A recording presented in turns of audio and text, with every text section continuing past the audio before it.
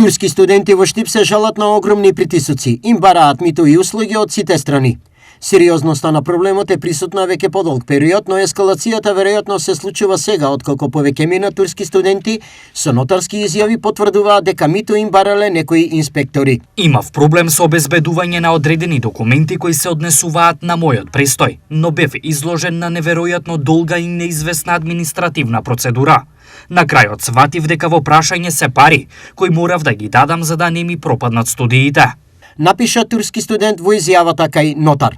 Турски студенти потенцираат дека во Штип постои криминален систем и спрега помеѓу државни службеници и турски групи кои тука живеат и работат подолго. Дали ова може бројот на турски студенти во Штип да го намали, а со тоа и економскиот бенефит, кој од нив тука силно се чувствува? Ја мислам дека е добро, и затоа што се што и праќаат од Турска, они си ги трошат тука, мислам дека подобро е за државата и повеќе, не знам. Мислам за Штип, да. Она убаво што има студенти во Македонија, што за Штип турци што доаѓаат, они прават промет, државата ни е пунат, например, со повеќе пари. Па добро е, млад човек, секако е добро, да, точно е. Добро е престој, да. Нема проблем, мислам дека нема проблем. Мирни се луѓето, педатни, пари ги фрлат, да, кеш тоа.